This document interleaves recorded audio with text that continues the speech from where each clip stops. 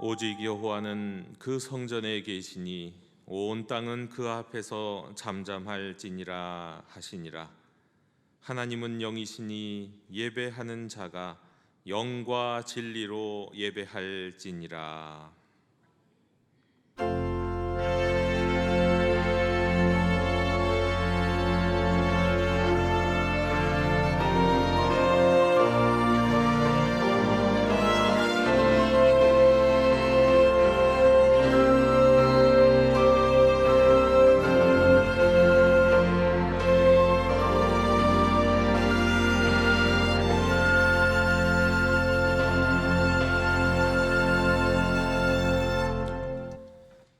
저희를 사랑하시며 생명의 길로 인도하시는 하나님 아버지, 감사와 찬송과 영광을 올려드립니다.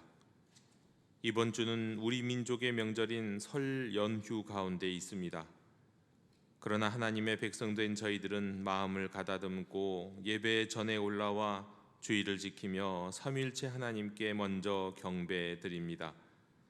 마음과 뜻과 정성을 다하여 드리는 우리의 예배를 기쁘게 받아 주시옵고, 은혜를 사모하는 저희들에게는 세상이 줄 수 없는 참된 평안과 만족을 내려 주시옵소서. 예배의 주관자가 되시는 예수님의 이름으로 기원하옵나이다. 아멘. 다 함께 자리에서 일어나셔서 오늘 이곳에 계신 성령님을 찬양하시겠습니다.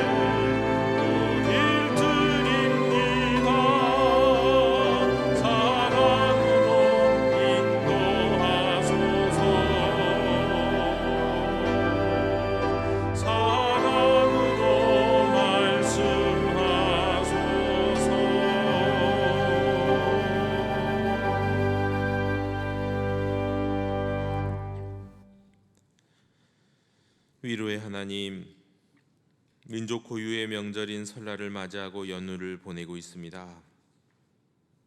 행여 연휴 가운데 하나님을 잊어버리고 죄악 중에 먹고 마시며 방탕하지 않도록 도와주시옵소서. 서로 사랑하고 우애하며 살아야 할 형제에게 깊은 상처를 주며 마음의 담을 높이 쌓고 살아왔다면 용서하여 주시옵소서. 겨우 명절이나 찾아뵈며 연로하신 부모님께 효를 다하지 못한 것도 용서해 주시옵소서. 자녀들 앞에서 믿음의 본을 보이지 못하여 하나님의 영광을 가리었던 적도 많았습니다. 용서해 주시옵소서. 온 가족이 이렇게 주님 앞에 나아 회개합니다. 이제부터는 어리석은 생각과 후회할 말과 그릇된 행동을 하지 않고 경건한 삶을 살아갈 수 있도록 주여 도와주시옵소서. 긍휼을 베풀어 주시옵소서.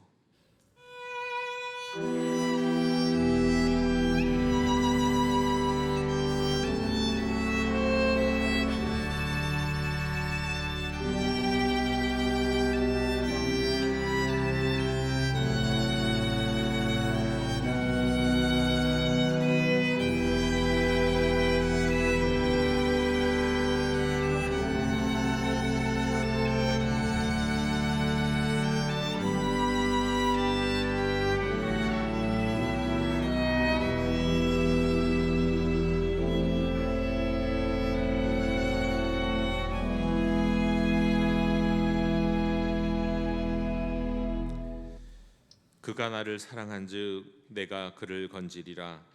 그가 내 이름을 안즉 내가 그를 높이리라. 내가 그와 함께하여 그를 건지고 영화롭게 하리라. 내가 그를 장수하게 함으로 그를 만족하게 하며 나의 구원을 그에게 보이리라. 아멘. 나는 전능하신 아버지 하나님 천지의 창조주를 믿습니다. 나는 그의 유일하신 아들 우리 주 예수 그리스도를 믿습니다. 그는 성령으로 잉태되어 동정녀 마리아에게서 나시고 본디오 빌라도에게 고난을 받아 십자가에 못 박혀 죽으시고 장사된 지 사흘 만에 죽은 자 가운데서 다시 살아나셨으며 하늘에 오르시어 전능하신 아버지 하나님 우편에 앉아 계시다가 거기로부터 살아있는 자와 죽은 자를 심판하러 오십니다. 나는 성령을 믿으며 거룩한 공교회와 성도의 교제와 죄를 용서받는 것과 몸의 부활과 영생을 믿습니다. 아멘. 다 함께 자리에 앉으셔서 성시교독 26번을 교독하시겠습니다. 내 백성아 들을지어다. 내가 말하리라. 이스라엘아 내가 네게 증언하리라. 나는 하나님 곧 내 하나님이로다.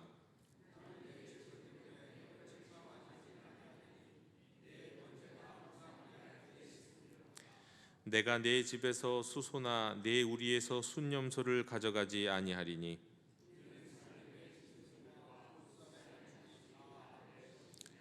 산의 모든 새들도 내가 아는 것이며 들의 짐승도 내 것이미로다.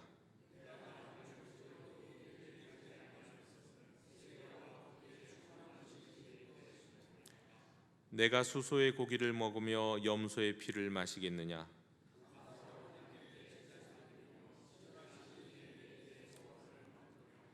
환난 날에 나를 부르라. 내가 너를 건지리니 내가 나를 영화롭게 하리로다. 아멘.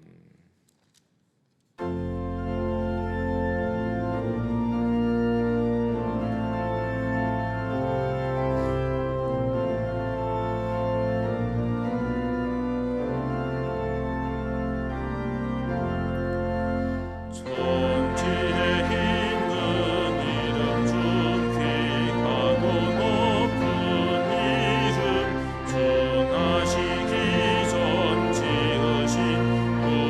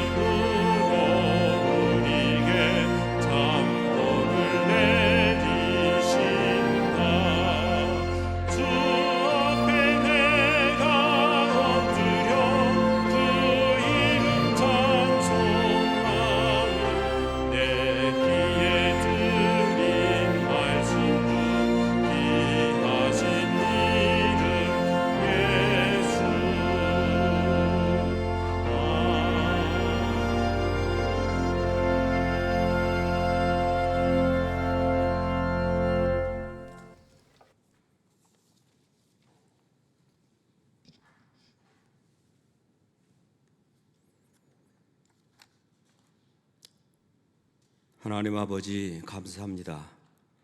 주의 날 이른 아침 주님께서 우리를 예배자로 부르셔서 이곳에 나와 아버지께 예배합니다. 말씀이 육신이 되어 지금도 늘 우리와 함께 하시는 성령님 환영합니다. 초청합니다. 이 시간 성령께서 주관하시는 예배로 우리 한 사람 한 사람 마음과 뜻과 정성을 모두어 예배합니다. 하나님 아버지, 설 명절을 맞아 우리 영도 교우 하나님의 백성들 성령께서 임재하시는 그곳에 예배하는 이 시간 아버지의 뜻이 하늘에서와 같이 이 땅에서도 이루어지게 하소서. 하나님 아버지, 광야 같은 이 세상 속에 살아가는 사막의 그리스도인 저희들 주님 은혜 가운데 살아가기에 지금 아버지 보좌 앞에 나와 예배합니다. 이 시간 우리 모두 아버지께로부터 흘러나오는 생명의 강으로 인도하여 주옵소서. 예배하는 이 시간 주님의 영광이 가득한 이곳에 주님과 함께 춤추며 예배하게 하옵소서. 하나님 아버지, 주의 영이 가득한 이곳에 예배 처소에 나와 오늘 또 예배자로 우리를 세우셨사오니 감사와 영광과 존귀를 주님께 올려드립니다. 아버지 홀로 영광 받으시옵소서. 주의 십자가의 사랑으로 세상의 그 무엇과도 바꿀 수 없는 구원의 은혜 선물 잘 감당할 수 있도록 성령 충만함으로 살아계신 하나님을 증거하는 복된 삶이 되게 하옵소서. 주님, 우리 성도님들 각양 은사 주셨습니다. 귀한 달란트 잘 감당함으로 착하고 충성된 종아, 잘했다고 칭찬을 받는 성도님들 하늘의 신령한 복과 땅 위에 기름진 복으로 채워 주옵소서. 주님, 우리 영도교회가 이웃과 교회 안을 살펴볼 수 있도록 저희들에게 사랑의 눈을 돌리게 하옵소서. 하나님의 참 사랑을 나누고 전하는 믿음으로 믿음에 이르는 우리 영도교회가 되게 하옵소서. 우리 교우분들 성령 충만함으로 하나님의 전신갑주를 취하고 세상에서도 승리하는 삶이 예배되게 하여 주옵소서. 그리하여 하나님의 백성들 선한 영향력을 끼치는 멋진 그리스도인들로 살아가게 하여 주시옵소서. 이 시간 하나님 말씀을 대언하는 주의 종 전하는 이나 듣는 이나 은혜의 깊은 강으로 인도하여 주옵소서. 선한 목자 되신 부활의 예수 그리스도의 이름으로 기도합니다. 아멘.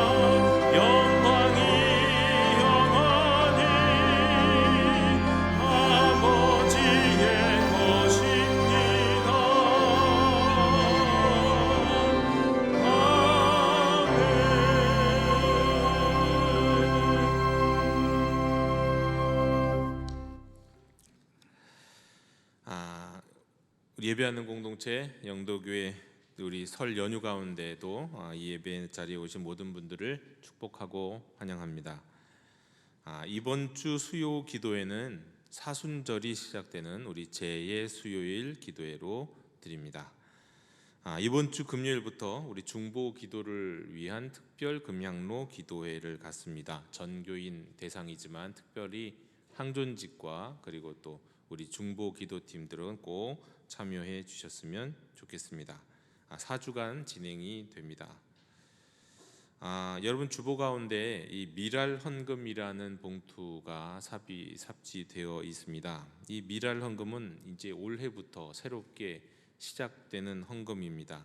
아마 1년에 한 3번 정도 다섯째 주가 있는 주로 다섯째 주가 있는 주 다섯 번째 주일을 우리가 미라일데이로 해서 우리 남녀 선교회가 이날은 특별히 이 지역 사회를 위해서 헌금 봉사하고 또 선교하고 구제하는 그런 날로 삼는데, 그 전주에 이 미랄 헌금을 우리 전교인 가능한 전교인이 최소한 1,000원이라도 이 헌금을 미랄 헌금을 드리면 이 미랄 헌금을 모아서 남선교회와 여전도회 다 그대로 바로 그 다음 주에 나눠드리고, 그럼 남선교회와 여전도회는 거기에다가 또 이 선교회 기금을 또 더해서 이 지역 사회에 또 어려운 사람들을 돕는, 그리고 그것을 이제 후에 다시 보고하는 이제 그런 미랄 데이를 위한 헌금입니다.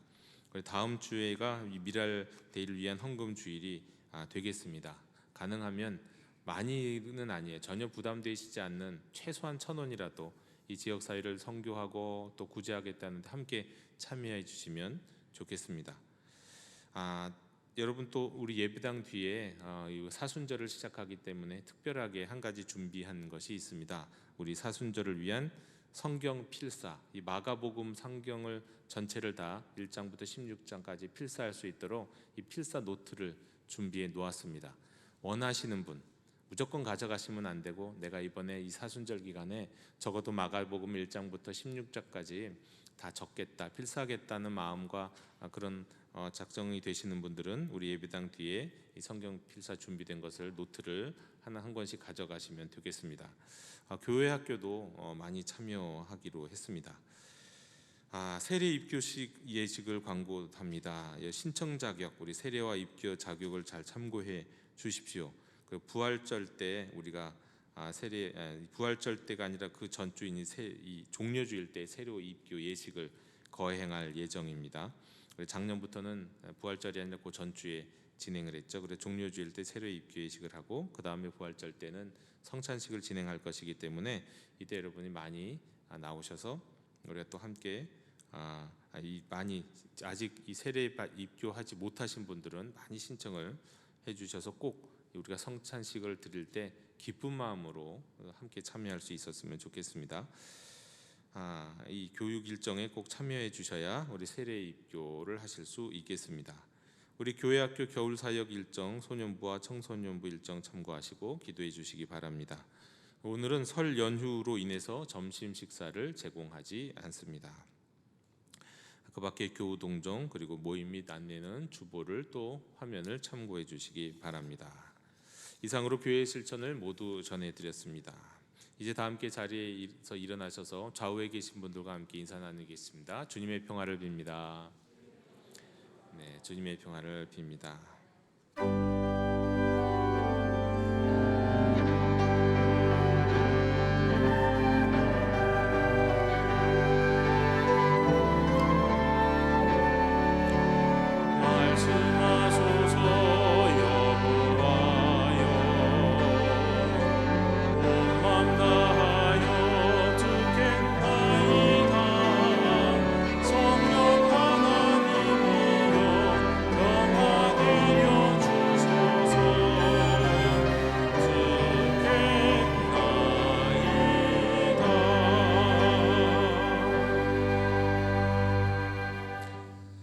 오늘 우리에게 주시는 하나님의 말씀은 마가복음 1장 35절에서 39절의 말씀입니다. 하나님의 말씀을 경청하십시오. 새벽 아직도 밝기 전에 예수께서 일어나 나가 한적한 곳으로 가사 거기서 기도하시더니 시몬과 및 그와 함께 있는 자들이 예수의 뒤를 따라가 만나서 이르되 모든 사람이 주를 찾나이다. 이르시되 우리가 다른 가까운 마을들로 가자.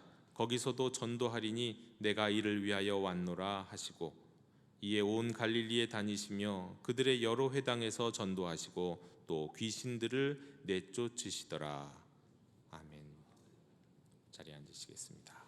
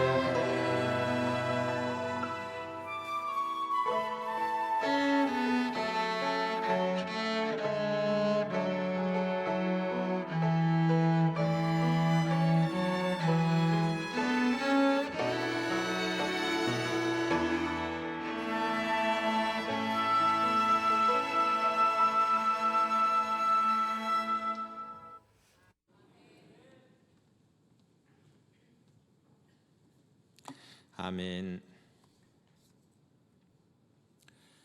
신앙생활을 처음 시작할 때는 좀 무심하다가도 말씀과 성경 공부 또 교리 공부 등을 통해서 영적 지식을 쌓아가는 중에 많은 분들이 종종 묻게 되는 질문이 하나 있습니다.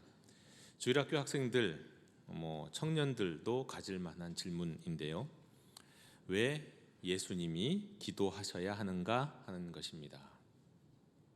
그리고 이렇게 묻는 이유는 비슷합니다. 예수님은 기도가 필요하지 않으신 분 아닌가 하는 생각 때문입니다.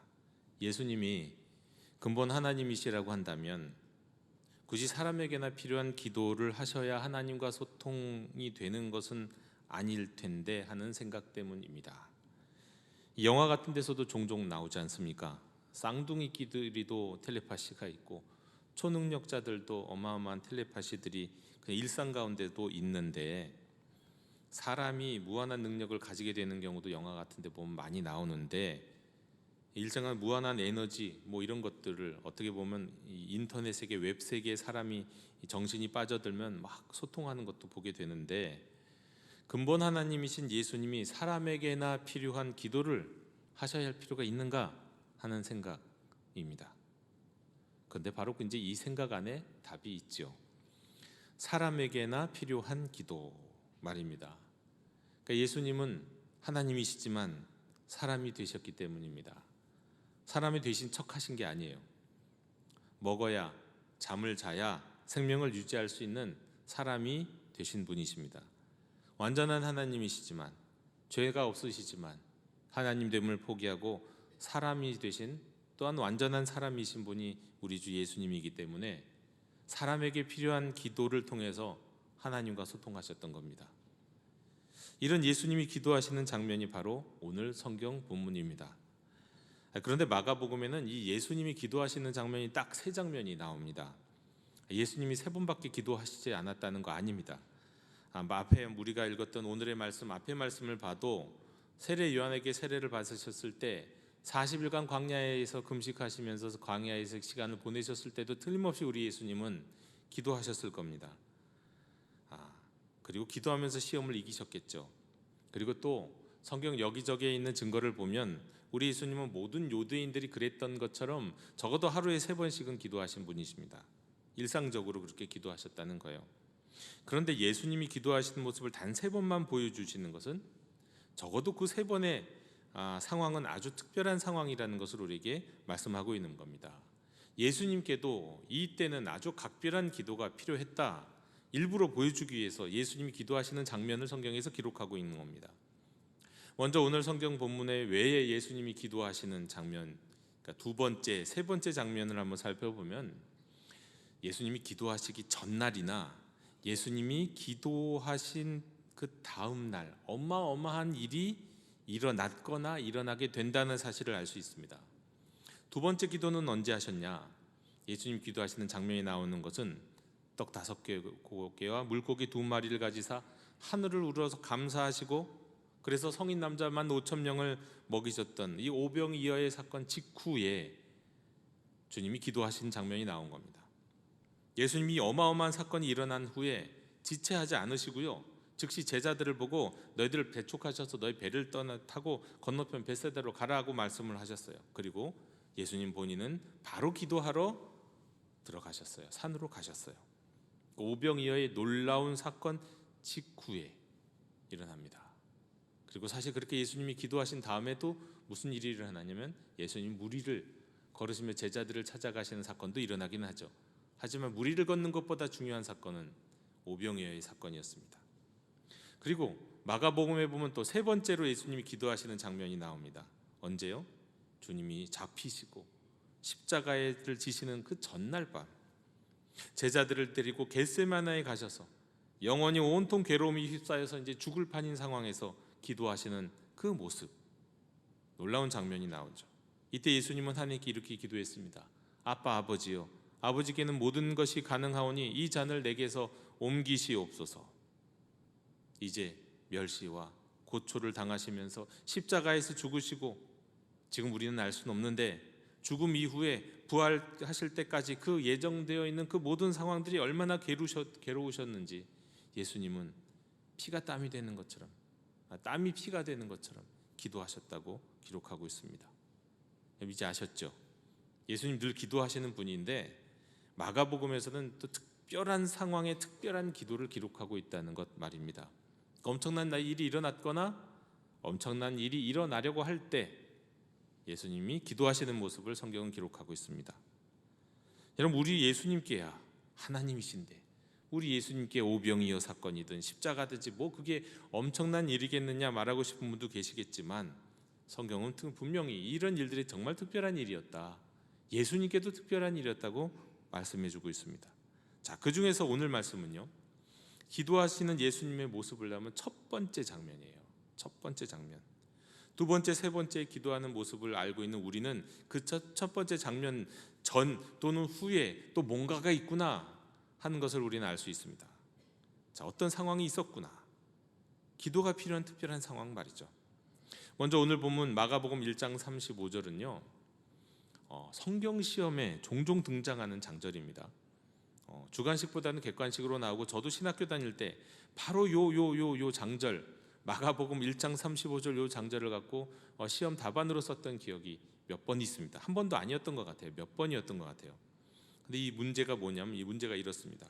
다음 중 예수님이 새벽 기도하시는 장면이 기록된 장절은 하고 이제 나와요. 그러면 객관식으로 마태복음 5장 3절, 마태복음 16장 16절, 마가복음 1장 35절, 또 마가복음 14장 32절 객관식 나오면 이제 3번 찍어야죠. 마가복음 1장 35절. 네, 그렇습니다. 예수님이 새벽 기도하시는 아주 유일한 장면인지라 이 새벽 기도의 근거가 되는 본문으로 아주 유명한 본문이 바로 오늘 우리가 읽은 말씀입니다. 새벽 기도, 새벽이에요. 핵심은 새벽에 있습니다. 예수님이 새벽 기도하셨으니까 우리도 새벽 기도해야 합니다. 꼭 그런 말씀을 드리려고 하는 건 아니에요. 근데 핵심은 새벽인 건 맞아요. 여러분 마가복음 1장 35절 이렇게 기록하고 있죠. 새벽 아직도 밝기 전에 예수께서 일어나 나가 한적한 곳으로 가사 거기서 기도하시더니 새한글 성경에 따르면 이 새벽 아직도 밝기 전에를 이렇게 번역합니다. 어둠 짙은 새벽이라고요. 어둠 짙은 새벽에 예수께서 일어나셨다. 어둠 짙은 새벽에 우리 주님이 어둠 짙은 새벽에 기도하셨습니다. 매일 그렇게 기도하셨을 것 같기도 해요. 아마 예수님이면 아마도 새벽마다 기도하지 않으셨을까 싶어요. 근데 특별히 오늘 말씀은 예수님이 이 기도하신 상황이 밝기 전, 해가 뜨기 전 어둠이 짙은 새벽이라고 강조해서 말씀하고 있습니다. 여러분 새벽은 어떤 의미가 있습니까?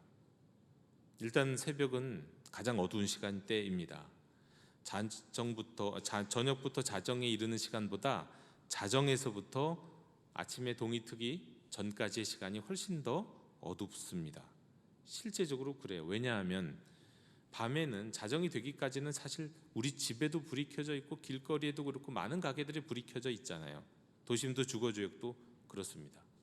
그러다가 이제 12시가 넘어가야 사실 불이 많이 꺼지죠. 요즘 또 청소년들, 청년들 12시 이전에 자는 사람 없습니다. 다 1시, 2시 돼야 잠을 자죠. 늦게 잠들죠.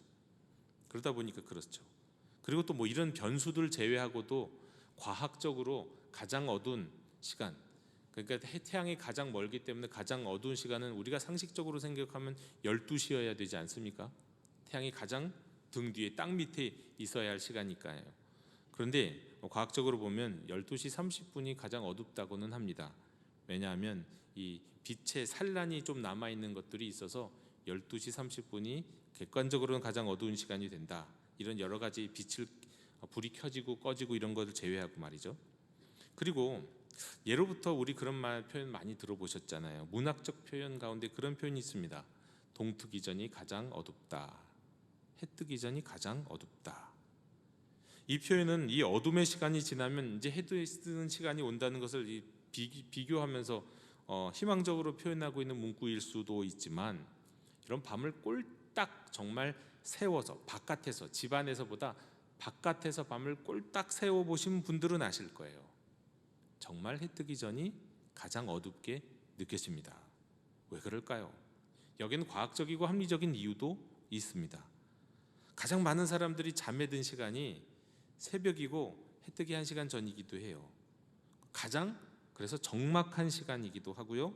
그리고 생리적으로 신체 에너지가 가장 낮아지는 시간이 보통 해 뜨기 전, 보통 새벽 4, 5시쯤 된다고 합니다. 그래서 우리 몸이 가장 낮은 체온이 가장 낮은 시간이 새벽 5시라고 해요. 그러니 체온이 낮으니 얼마나 춥게 느껴집니까? 특별히 가을이나 겨울에는 더더욱 그렇죠. 그리고 환자들에게 가장 통증이 심한 시간도 이 새벽입니다. 새벽 3시 전후 가장 몸이 뭔가 아프시는 분들 그때 몸이 가장 많이 아파요.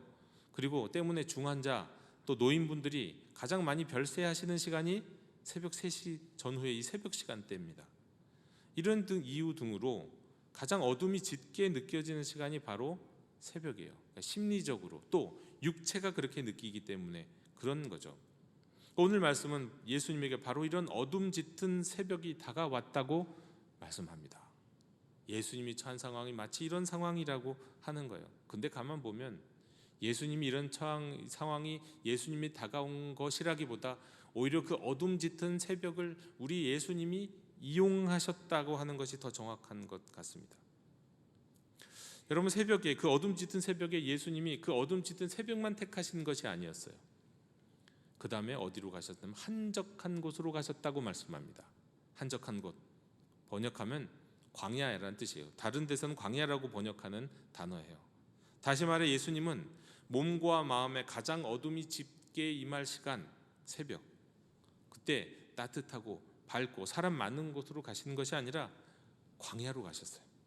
공생애의 첫 하나님 나라를 선포하시기 때문에 40일 동안 마귀로부터 시험을 받으셨던 광야로 일부러 가신 거예요.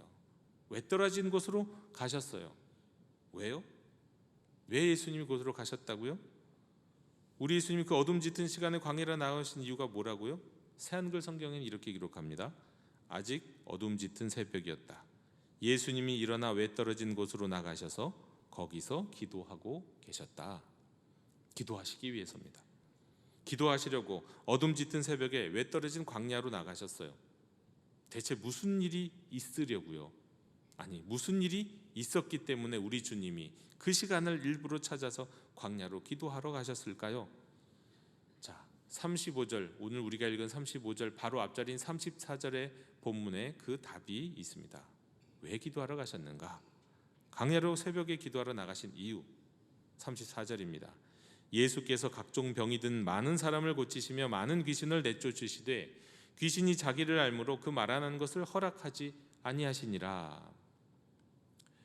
예수님은 세례요한에게 세례를 받으시고 성령님이 임하시고 하늘의 음성을 듣고 성령에 의해서 광야로 내몰리셔서 40일간 시험을 받으셨죠.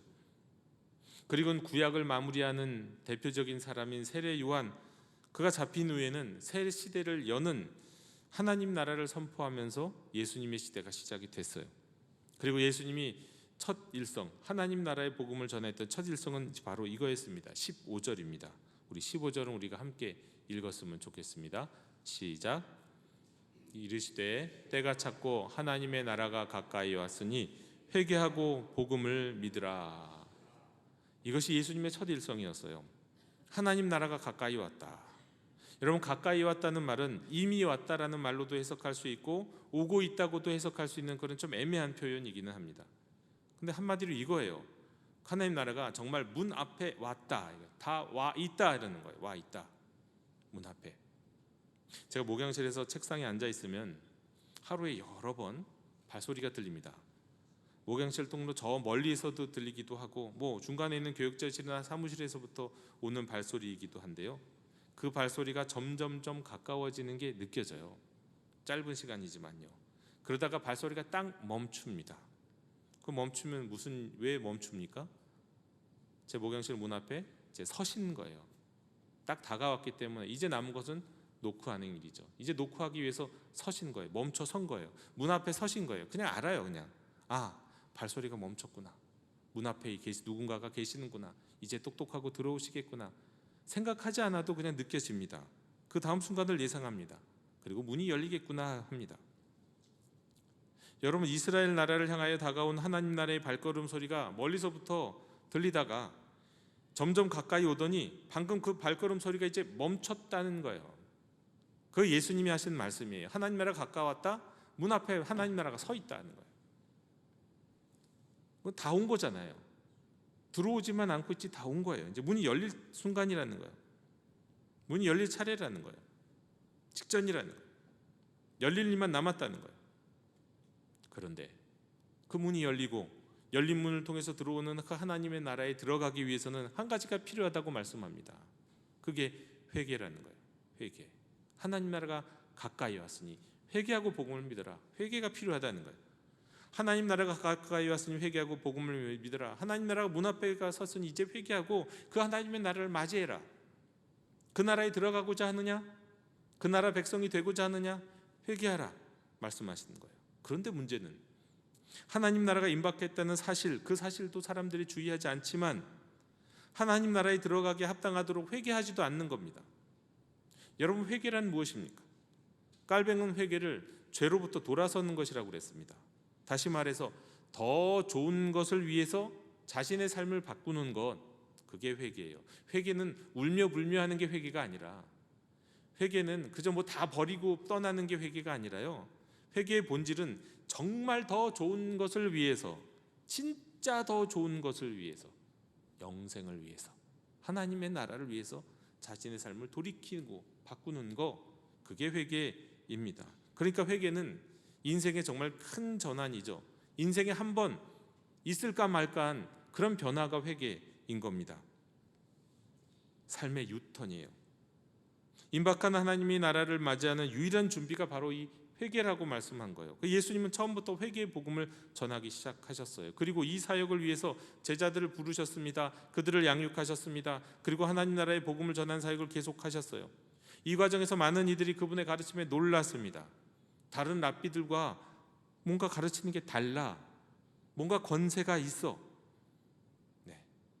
그리고 다른 이들에게는 권위만 있을 뿐만 아니라 그분이 복음을 전하는, 이 가르침을 전하는 그 자리에는 무슨 일이 항상 함께 있었습니까? 병든 자가 낫고 귀신들이 내쫓기는 일이 같이 일어났었다는 거예요. 같이.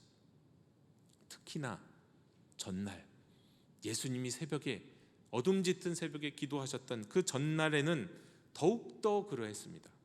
각종 병든 사람을 고치셨고 많은 귀신들을 내쫓으신 날이었어요. 말하자면 예수님이 하나님 나라를 선포하시면서 그 증거로서 병을 고치시고 귀신을 쫓아내신 그 기사와 이적이 만개한 날, 화려하게 정말 절정으로 일어났던 날이었던 거예요. 여러분, 바로 이러할 때 세상 사람들이라면요, 의기양양하면서 그 성과에 도취되어서 흥겹게 지냈을 겁니다. 야, 성공했다 이거. 우리가 열매를 거뒀다 이거예요. 흥겹고 도취되었을 거예요. 마치 선거에서 이긴 당 뭐 그런 국회의원이든 뭐든 간에 이제 막 선거에서 표 개표해 갖고 막 이긴 그 다음 날 얼마나 신나겠냐고요. 뭐 그런 기분일 거예요. 예수님은 그런데 그런 상황에서 오히려 사람들이 기뻐서 뭐 도취에 있어서 뭐 술을 한잔 하든 막 그냥 축하하고 축배를 들 것 같은 그런 날, 예수님은 오히려 어둠이 짙은 새벽, 그 새벽을 찾으셨고 광야를 찾으셨어요. 근데 새벽을 찾고 광야를 찾으신 건 아니었어요. 기도하러 가셨다고 그랬죠. 그러니까 사실은 하나님을 찾은 거예요. 어둠 짙은 새벽에 광야로가 하나님을 찾은 거예요. 왜냐하면 어둠이 짙은 때야말로, 광야야말로 하나님을 찾기 가장 좋은 시간, 하나님 찾기 가장 좋은 공간이었기 때문입니다. 여러분, 별빛 하나 달빛 하나 없이 칠흑 같은 어두운 산속을 지나가 보신 적이 있나요? 근데 후레쉬도 없이 지나간다는 건 불가능합니다.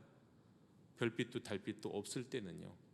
그런데 멀리서 뭔가 이 등불 하나가 보인다고 한다면, 별빛 달빛도 없는 칠흑과 같은 밤에서 그 등불 하나는 마치 그냥 모든 것이 중심이 됩니다. 마치 주연이 되는 것 같아요. 여러분, 어둠 짙은 새벽에 광야에서 만나는 하나님은, 그곳에서 주목하게 되는 하나님은, 그곳에서 듣게 되는 하나님의 음성은 정말 밝고 정말 또렷하게 들려오죠. 하나님이 보이고 하나님이 들려요. 이때야말로 더욱더 분명하게 하나님을 만나고 하나님을 바라보고 하나님의 음성을 들어야 할 때임을 예수님은 알고 계셨기 때문에, 지금 이때가 좋아서 승리에 도취되어 있을 때가 아니라 바로 이때가 위기라는 생각을 갖고, 오히려 더 문제라는 생각을 갖고 알고 계셨기 때문에, 그 문제를 알고 계셨기 때문에 우리 주님은 어둠 짙은 새벽에 광야로 나가셨어요. 여러분, 왜요? 모든 것이 잘 되고 있는 것 아닙니까? 근데 왜 거기에다 특별히 브레이크를 걸고, 왜 거기에서 하나님을 만나러 사람들을 등 뒤에 두고 떠나야 한다는 말입니까? 병든 자가 낫고 귀신이 쫓겨났고 많은 사람들이 예수님을 찾으면 하나님을 찬양하면 되는 거 아닌가요? 기뻐하면서 말이죠. 그 사역은 성공적인 사역, 충분히 만족할 만한 사역이라 할 수 있는 거 아닌가요? 네, 막 사람들이 인기도 생겼는데요, 막 예수님을 많은 사람들이 찾기 시작했는데요. 근데 여러분, 그렇습니다. 그게 아니었던 거예요. 예수님의 선포와 가르침은 하나님의 나라가 가까이 있으니 회개하고 하나님 나라가 가까이 있다는 복음을 믿으라는 것이었는데, 그리고 그 증거와 역사로서 병 낫고 귀신을 쫓는 일을 보여주신 거였는데, 근데 그 과정에서, 아니 그 결과로도 회개하는 사람들의 모습은 찾을 수 없었던 거예요. 회개 없이 병 낫기를 바래요. 회개 없이 귀신 쫓는 기적을 보기만 원해요.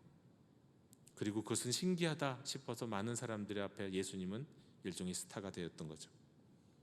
수많은 사람들이 예수님의 권위 있는 가르침을 듣는 것도 즐거워했어요. 야, 신기한 가르침이다. 뭔가 귀에 속속 들려오는데 한 번도 못 들어본 것 같아. 이런 이야기에, 이런 가르침과 기조에 환호했어요. 그런데 제일 중요한, 가장 중요한 하나님의 나라를 맞이하기 위한 회개, 삶을 바꾸는 사람들의 모습은 도무지 보이지 않았던 거예요. 그래서 이 예수님은 어둠 짙은 새벽에 광야로 나아가서 하나님을 찾은 겁니다. 기도하시는 겁니다. 네. 여러분, 사람들이 예수님을 찾거든요. 너무도 예수님을 찾거든요. 그런데 그런 찾는 이유가 뭐라고요? 회개하고 하나님 나라 들어가려는 게 아니라, 회개는 제외해놓고 저기 가 있어.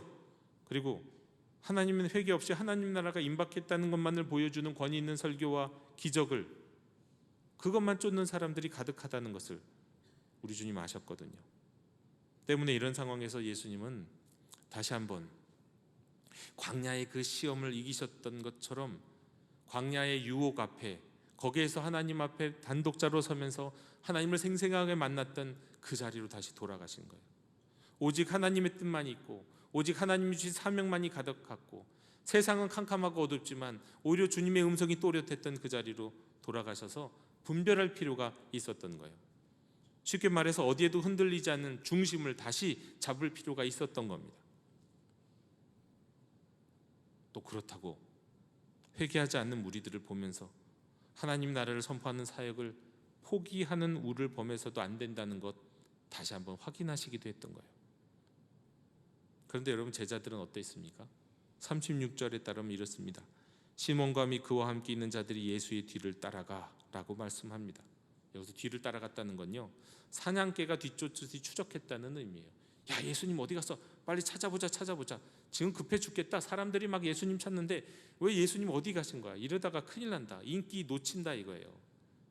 연예인들도 그렇잖아요. 때에 놓치면 인기가 사라지니까 그때 하여튼 돈 벌어야 되잖아요. 사람들이 예수님을 찾고 예수님이 각광받고 있으니, 예수님이 스타가 됐으니, 예수님이 조금이라도 더 나타나셔서 더 많이 말씀하시고 더 많은 기적을 보여주신다고 제자들은 생각하고 있었던 거예요. 그게 하나님 나라에 도움이 된다고 생각하고 있었던 거예요. 그래서 집요하게 추적해서 제자들이 예수님을 찾았습니다. 그리고 예수님 앞에 나가 말씀하죠. 모든 사람이 주를 찾습니다. 많은 사람들이 예수님께 와서 설교 듣고 기적을 경험하려고 지금 예수님 찾고 있습니다. 근데 말도 없이 이렇게 떠나시면 어떻게 합니까? 예수님이 이거 너무 잘 아셨죠. 하셨어요. 각종 병자를 고치고 귀신을 내쫓으니 사람들이 너나 할 것 없이 찾는다는 거 알고 있었습니다. 그런데 저는 사실 이 말씀을 묵상하면서 제가 놀랐던 장면은 다른 데 있습니다. 그럴 수 있다. 그래, 예수님이니까 그런 분이지. 이런 상황이었는데, 그런데 솔직히 제가 놀랐던 상황은 그거였어요. 근데 예수님이 제자들을 꾸짖지 않으셨다는 겁니다. 제자들에게 너희는 지금 사역보다 앞서야 하는 나의 기도를 지금 방해하고 있다, 이렇게 말씀하거나, 너희는 지금 인기와 화려함이 현혹되어서 복음의 중심 본질을 놓치고 있어. 회개 없이 지금 사람들이 왜 나를 쫓는지 너희 다 모르냐, 이렇게 혼낼 수도 있잖아요. 그런데 그러지 않으셨어요. 그리고 되려 말씀하시기를 38절에 우리가 다른 가까운 마을들로 가자. 거기서도 전도하리니 내가 이를 위하여 왔노라 하셨다는 겁니다.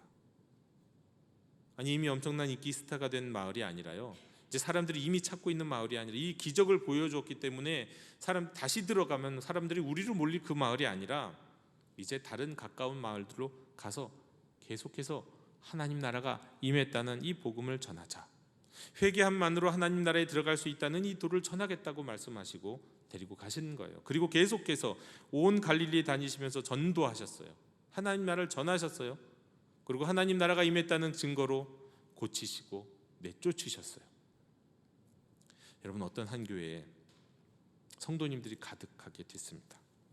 예배가 감동적이어서, 말씀이 좋아서, 동네 아파트 단지가 들어서 갔고, 교회 건물이 너무 크고 쾌적하고 아름다워서 등등의 이유로 성도들이 막 가득 차게 되었어요. 매주 그냥 새 가족이 차고 넘칩니다. 여러분, 이러면 목회자도, 장로님들도, 성도님들도 다 기분이 좋죠. 너무너무 좋아요. 교회가 부흥하는 것 같으니까 행복하고 신납니다. 그런데 어떤 분이 그런 말씀을 하시는 거예요. 아니, 듣기만 좋아하고 보기만 좋아하느라 도무지 회개하지 보이는 모습을 찾아볼 수 없는 이 교회는 희망이 없다고요. 그런 분 꼭 있어요. 또 목회자들도 솔직히 그런 자기 반성들을 항상 합니다. 아니, 교회만 부흥하면 뭐해? 회개하는 모습은 도무지 찾을 수 없는데, 삶이 따라주지 않는 성도들만 가득한 것 같은데 말이야. 10년 전이나 20년 전이나 교회가 변함이 없는 것 같은데, 이런 말씀하는 분들 계시고, 이런 생각들은 청소년들도 해요.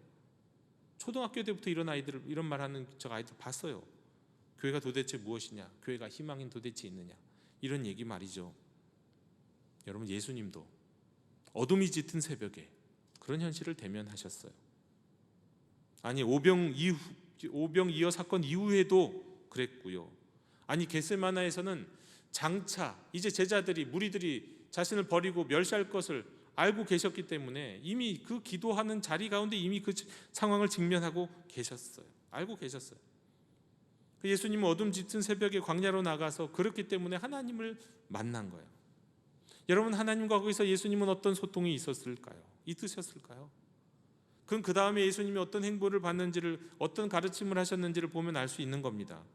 여러분, 우리 주님은요, 가시던 길을 쭉 계속 가셨습니다. 사람들이 회개하지 않나도요, 회개하진 않고 여전히 기적과 이사만 바라보고 특별한 은혜로운 말씀만 찾고 있는데, 거기서 그래도 회개하지 않는 사람들이 가득한 가운데서도 예수님 그냥 가던 길 그냥 가셨어요. 아직도 가야 할 길이 있기 때문에 멈추지 않고 포기하지 않고 그냥 그 길을 쭉 가셨어요. 이후에도 십자가 앞에 겟세마네에서 기도하실 때도 마찬가지예요. 아직도 가야 할 길 계속 가셨어요. 회개하지 않는 사람들 사이에서 말이죠. 그렇다고 다 회개하지 않았을까요? 물론 그렇지는 않습니다.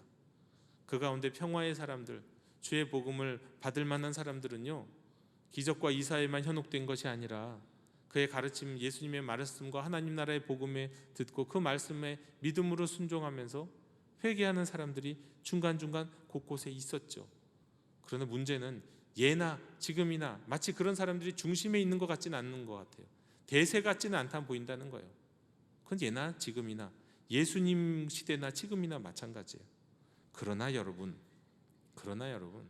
그럼에도 불구하고 우리 예수님은 가시던 길을 가셨어요. 십자가를 계속 걸으셨어요. 그 가운데 하나님 나라의 복음을 전파하셨어요. 들을 만한 사람들은 이 복음을 듣고 회개하고 하나님 나라를 맞이하게 될 것이라는 믿음으로 그 길을 걸으셨고, 그 하나님 나라의 복음을 제자들에게 전파할 수 있도록 훈련시켰어요. 제자들은 그때 당시에는 실패했어요. 제대로 예수님이 말씀하신 것도 제대로 알지 못했어요. 그러나 나중에 예수님이 부활하신 다음에야, 승천하시고 성령이 임하신 다음에야 비로소 그 뜻이 무엇인지 온전히 알게 되었어요. 그리고 성령이 주시는 감동과 은혜 가운데 땅 끝까지 예수님이 전하셨던 그 하나님 나라의 복음을 전하는 사람들이 되었어요. 그리고 그 복음은 예수님이 전할 때보다 훨씬 더 넓은 세상으로 훨씬 더 많은 사람들에게 전파되게 되었어요. 물론 그 이후에도 여전히 우리는 비슷한 생각을 할 수 있습니다. 이 회개의 복음인데 회개가 도무지 있는가? 여전히 교회에서 달콤한 것을 찾고 감동적인 것을 찾고 자극적인 것을 찾는 그런 사람들만 가득한 교회 아닌가? 아니에요. 겉으로 보기에는 그래 보일지 몰라도요, 예나 지금이나 우리 사이에는, 이 공동체 안에는 하나님의 말씀 앞에 믿음으로 순종하고 회개하고 자신의 인생을 헌신하는 사람들이 있습니다. 또 그런 이들을 통하여 이 교회는 계속되고, 그런 이들을 통하여 열방 가운데 복음은 계속 증거되고 있습니다. 영도교회 형제자매 여러분, 먼저는 저와 여러분이 하나님 나라가 문 앞에 와 있다는 것, 여러분 인상이 바로 앞에 지금 서 있다는 것을 알아야 합니다. 그리고 그 나라의 백성이 되기 위해서는 삶을 돌이키는 이 회개, 그 회개와 함께 이 예수님과 함께 온 하나님의 나라를 믿음으로 순종하며 따라가는 인생이 되어야 한다는 사실을 기억하시고 받아들이셔야 합니다. 또한 주님처럼 가던 길을 멈추고 어두운 짙은 새벽에 광야로 나아가서 하나님을 찾고 하나님과 소통하고 내 삶의 본질이 무엇인지, 인생이란 무엇인지, 난 무엇을 하며 살아야지 주님과 대면하면서 주님의 음성을 들으면서 깨닫는 깨달음의 시간도 필요합니다.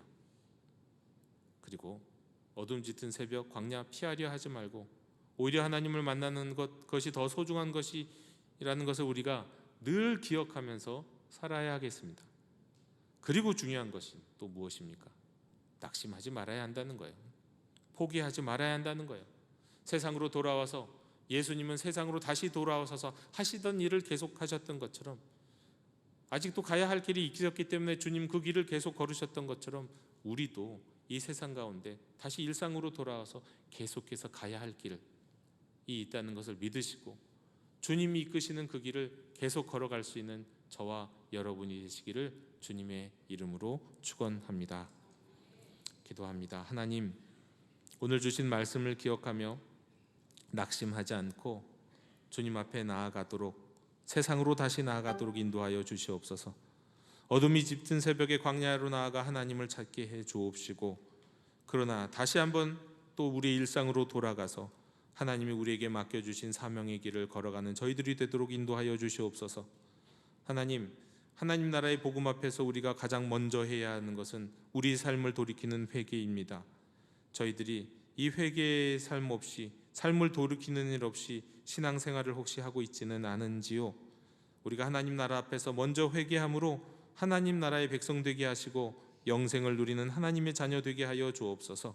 그리고 또한 세상이 그렇지 못한다고 하여도 낙심하지 않고 주께서 그 길을 걸으셨던 것처럼 저희에게 맡겨주신 이 길, 저희가 지금까지 걸어왔던 이 길을 계속 걸어갈 수 있도록 도와 주시옵소서.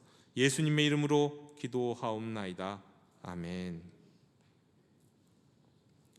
이 시간 응답의 찬송 552장 부르시며 봉헌하시겠습니다.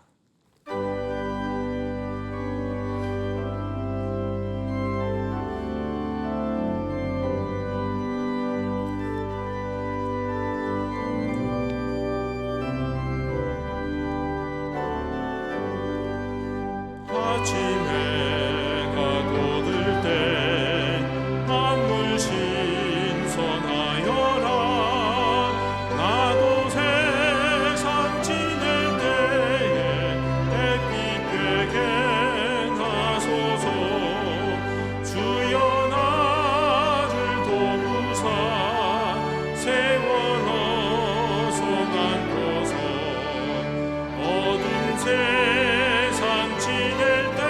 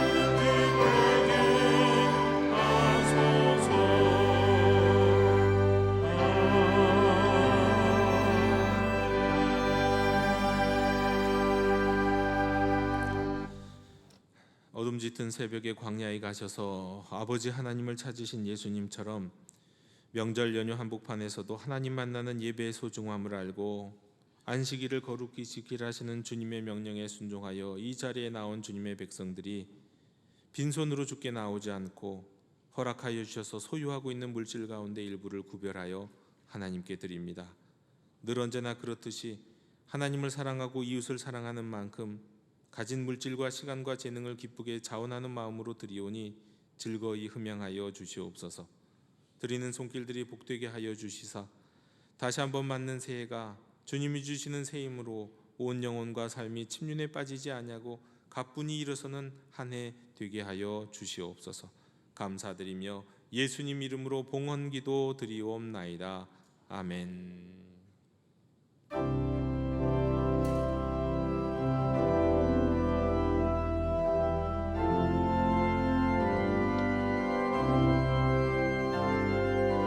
말씀 앞에서 경외함으로 주께 홀로 섭니다. 생명의 말씀 읽고 순종해 주를 예배합니다.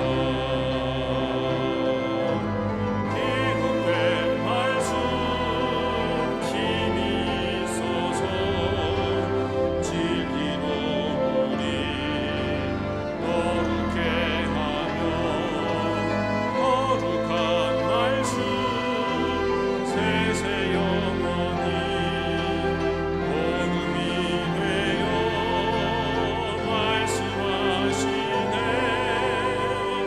하나님 말씀에 두려워 떠는 자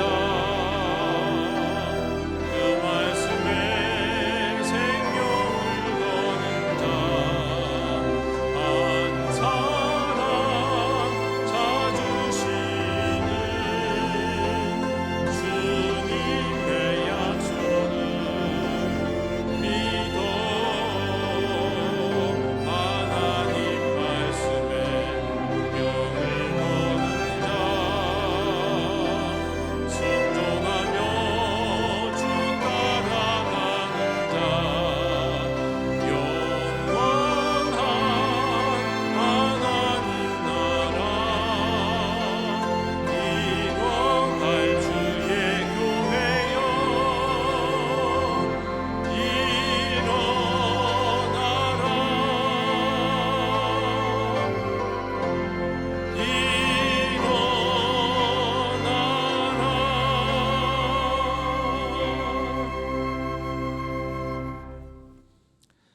여호와는 내게 복을 주시고 너를 지키시기를 원하며 여호와는 그의 얼굴을 내게 비추사 은혜 베푸시기를 원하며 여호와는 그 얼굴을 내게로 향하여 드사 평강 주시기를 원하노라.